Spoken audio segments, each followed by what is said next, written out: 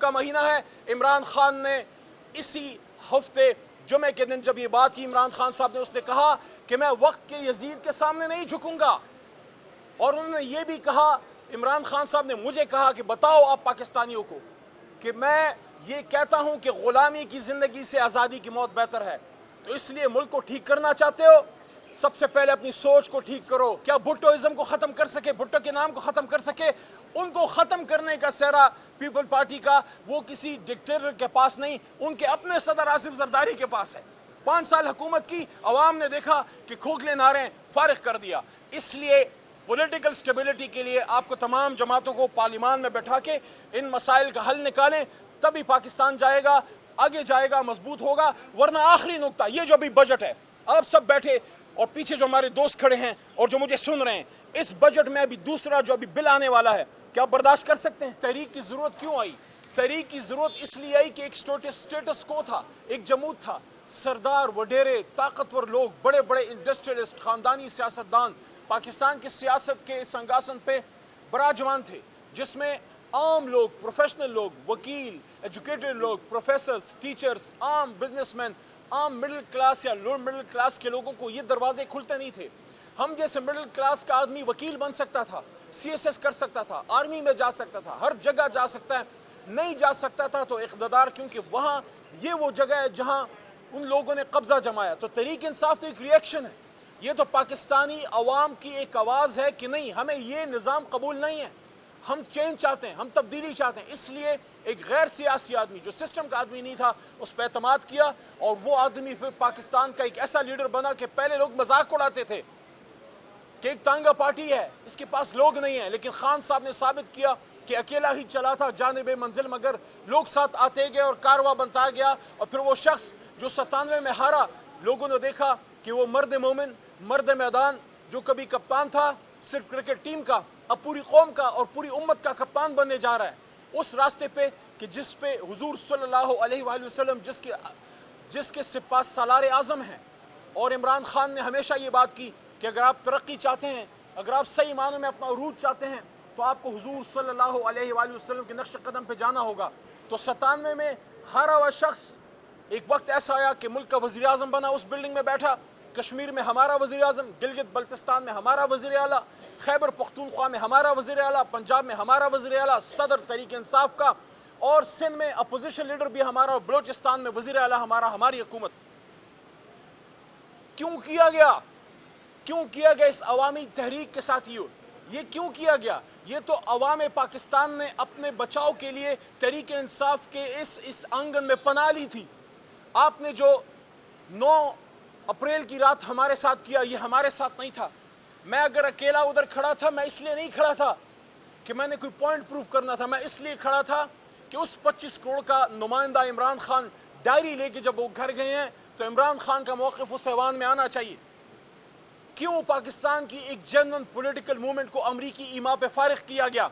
अगर इस मुल्क में कोई सुप्रीम कोर्ट की सबसे बड़ी इन्वेस्टिगेशन होनी चाहिए, आज नहीं तो कल वो वक्त आएगा कि उस रात की इन्वेस्टिगेशन हो कि आखिर क्यों अमरीकी ईमा पे ये मुल्क, यहाँ की एक चलती फलती फूलती हुकूमत को फारिग किया गया। एक लीडर जिस पे पूरी कौम का एतमाद था, अगर वो ठीक नहीं था, अगर वो कामयाब नहीं था, अगर उसकी सियासत ठीक नहीं थी, तो 1.25 साल बाद अवाम उसको फारिग कर देती।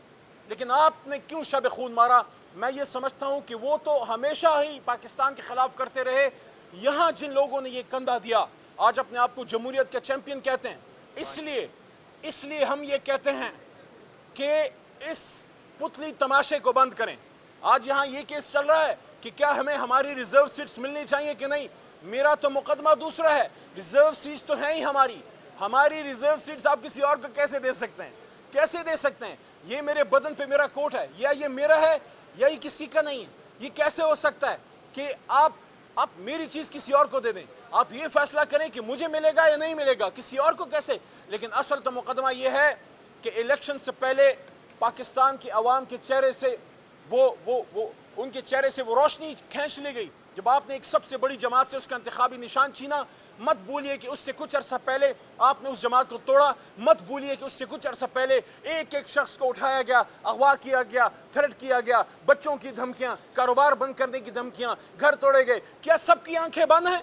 کیا یہ نظر نہیں آتا کہ پچھلے سال سوا سال میں تحریک انصاف کے ساتھ کیا ہوا؟ کیا پاکستانی عوام کی، ان کی خواہش کی کوئی حیثیت نہیں ہے؟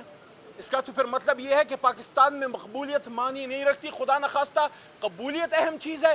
تو اگر یہ ہے تو پھر اس جمہوریت کا جو سارا ہم نے یہ بازار لگایا ہوا ہے، اس کو بند کر دیں، پھر بند کر دیں۔ اگر عوام کی مرضی سے آپ نے حکومتیں نہیں بنانی اور عوام کی مرضی کو اس ملک پہ لاگو نہیں کرنا، تو پھر یہ 40 ارب روپے کے الیکشن کے یہ نقصانات کیوں ہم کر رہے ہیں؟ یہ کیوں خرچے کر رہے ہیں؟ آج الیکشن کمیشن سے یہ سوال کرنے میں ہم حق بجانب ہیں کہ آپ نے تحریک انصاف سے اس کا جب انتخابی نشان چھینا، آپ نے اس ملک کے عوام سے ان کا بنیادی حق چھینا۔ اس لیے ہم آج سپریم کورٹ میں ہیں، ہم توقع رکھتے ہیں کہ ہم سے انصاف ہوگا، ہمیں ہمارا حق ملے گا۔ عمران خان صاحب نے جو سب سے بڑا کام ہے وہ کر گیا ہے، وہ اس قوم کا، اس کی آنکھیں کھول گیا ہے۔ جو پردے پڑے ہوئے تھے سب کچھ صاف سامنے نظر آ رہا ہے۔ اب جیلی نعروں دعووں سے بات نہیں بنے گی، اب عملی کام کرنا پڑے گا۔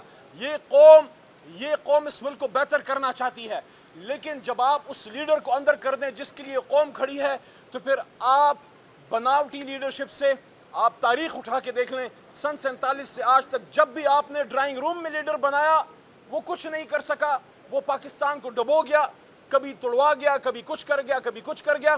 ہاں، وہ لیڈر جو پاکستان کے کھیت کھلیانوں میں غریبوں کے ان کے ڈیروں سے، تھڑے سے، نائی کی دکان سے، ایک چائے کے ہوٹل سے، وہاں سے جو رائے بنتی ہے اور وہاں سے پھر جس آدمی کے لیے عوام بسم اللہ پڑھتے ہیں اس پہ اللہ کی برکت آتی ہے۔ اس لیے ہم کہتے ہیں عمران خان صاحب کو اڈیالہ سے نکالیے، اسیران کو نکالیے، یہ جو بچیاں آپ نے جیل میں ڈالی ہیں اس قوم کی بیٹیاں ہیں، وہ ماں ہماری ماں ہے ڈاکٹر یاسمین۔ آپ اعجاز چودھری کو نکالیے، پرانا سیاسی ورکر ہے۔ آپ نے جو کل کیا کہ 2 بار کے وزیر خارجہ کے ہاتھ میں ہتھکڑی آپ نے لگائی، میرے تو ہاتھ میں چلو لگائی، وہ تو لگائی سو لگائی، آپ نے اس کے ہاتھ میں لگائی، دنیا کو یہ میسج دیا کہ وہ وزیر خارجہ جو امت مسلمہ کو عمران خان کے حکم پہ اکٹھا کر گیا، وزارت خارجہ کی کانفرنس، دنیا وہ طاقتیں میسج دے رہی ہیں کہ جو امت مسلمہ اور پاکستان کے لیے کام کرے گا اس کے ہاتھ میں ہتھکڑی ڈالی جائے گی۔ آپ کو شرم نہیں آئی شاہ محمود قریشی صاحب کے ساتھ یہ کرتے ہوئے؟ اس لیے آئیں اس معاملات کو سمیٹیں، اس ملک کو ٹھیک ڈگر پہ لے کے جائیں۔ اس لڑائی سے کچھ نہیں ہاتھ آئے گا۔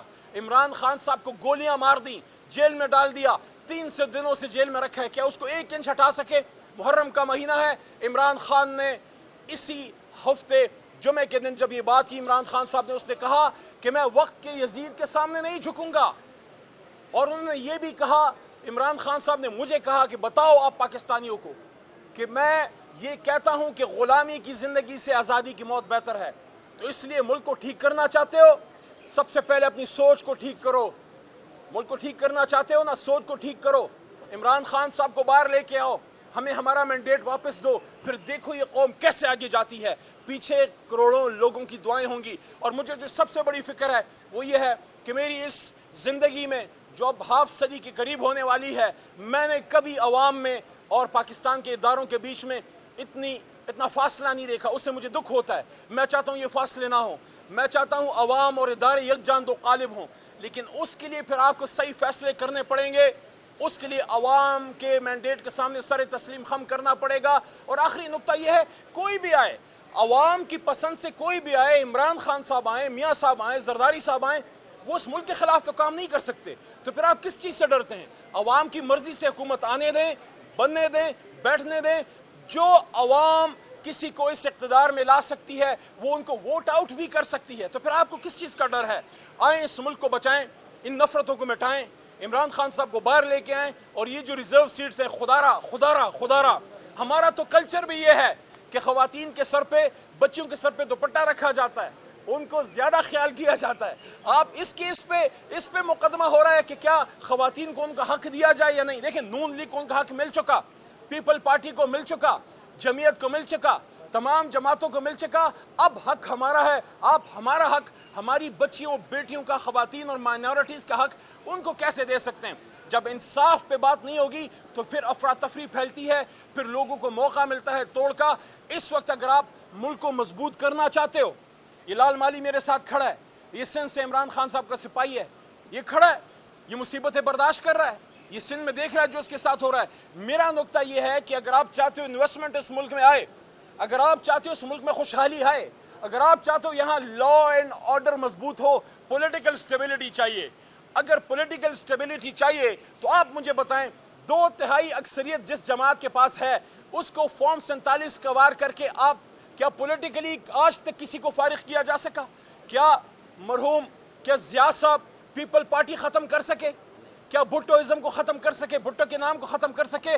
ان کو ختم کرنے کا سہرا پیپل پارٹی کا وہ کسی ڈکٹیٹر کے پاس نہیں، ان کے اپنے صدر آصف زرداری کے پاس ہے۔ 5 سال حکومت کی، عوام نے دیکھا کہ کھوکھلے نعرے فارغ کر دیا۔ اس لیے پولیٹیکل سٹیبلٹی کے لیے آپ کو تمام جماعتوں کو پارلیمان میں بیٹھا کے ان مسائل کا حل نکالیں، تبھی پاکستان جائے گا، آگے جائے گا، مضبوط ہوگا۔ ورنہ آخری نقطہ یہ جو ابھی بجٹ ہے، آپ سب بیٹھے اور پیچھے جو ہمارے دوست کھڑے ہیں اور جو مجھے سن رہے ہیں، اس بجٹ میں ابھی دوسرا جو ابھی بل آنے والا ہے، کیا برداشت کر سکتے ہیں؟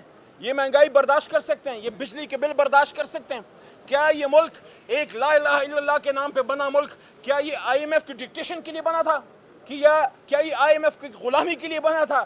دیکھیے ان لوگوں کو پتہ ہے جو ان وزیر اعظم ہاؤس میں بڑی بڑی مرسڈیزوں میں آ کے بیٹھتے ہیں اور ٹک ٹاکیں بناتے ہیں، لاہور کی بھی بات کر رہا ہوں، ان کو یہ پتہ ہے کہ چاہے جتنی بھی مہنگائی کر دو، چاہے کچھ بھی کر دو، چونکہ ہم عوام کے ووٹ سے نہیں آئے، ہمیں کیا فرق پڑتا ہے؟ عوام اگلی بار بھی ووٹ نہ دے، بس کہیں کسی کو خوش کر لو، کسی ڈرائنگ روم میں بیٹھ جاؤ، کسی کے سامنے سر جھکا دو، باہر کے آقا اندر کے آقا کے سامنے سر جھکا دو۔ یہ 25 کروڑ کس کھاتے میں ہیں؟ یہ زندہ باد مرد آباد کے لیے ہیں۔ اقتدار تو ان کی طرف سے نہیں، کہیں اور سے آتا ہے۔ جب یہ سوچ پیدا ہو جائے کہ عوام کے ووٹ سے حکومتیں نہیں بنتی بلکہ کسی کی طاقت، کسی کے ابرو کے اشارے سے بنتی ہیں، پھر ایسے ہی بجٹ بنتے ہیں، پھر ایسے ہی مہنگائی آتی ہے، پھر ایسے ہی ظلم کے پہاڑ ٹوٹے جاتے ہیں۔ ہاں، عوام کی طاقت سے عمران خان صاحب جیسا لیڈر اگر آئے یا ماضی میں بھٹو جیسا آدمی آیا تھا، وہ عوام کے مفاد کے منصوبے بناتا ہے، وہ اپنے خرچے کم کرتا ہے، وہ اپنے منسٹروں کے خرچے کم کرتا ہے، وہ ایسی پالیسی بناتا ہے کہ گھر گھر لوگوں کو سہولت ملے، غریبوں کے سر پہ ہاتھ رکھا جائے۔ اس لیے آج یہ مقدمہ صرف ریزرو سیٹس کا ہی نہیں ہے، وہ تو ہے ہی ہمارا حق، آج یہ مقدمہ تحریک انصاف کے مینڈیٹ کا ہے۔ قاضی فائز عیسیٰ صاحب قابل احترام، آپ چیف جسٹس ہیں، آپ سے جتنی بھی ریزرویشن ہے، عہدہ ایسا ہے جس پہ آپ بیٹھے ہیں کہ اس عہدے کا احترام ہم پہ لازم ہے۔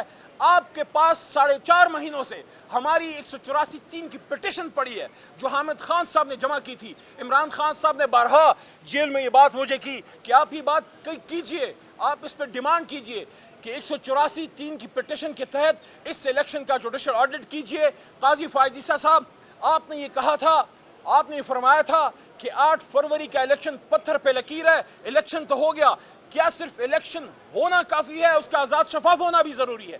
کیا آزاد شفاف ہونا آئینی ذمہ داری ہے؟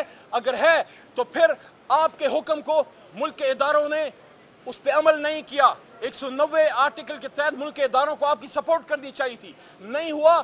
184(3) کی پٹیشن کے تحت آپ اس الیکشن کا جوڈیشل آڈٹ کیجئے، کیونکہ آپ کے حکم پہ، آزاد شفاف الیکشن کے حکم پہ فارم 47 کا سیاہی اس پہ پھیر دی گئی ہے۔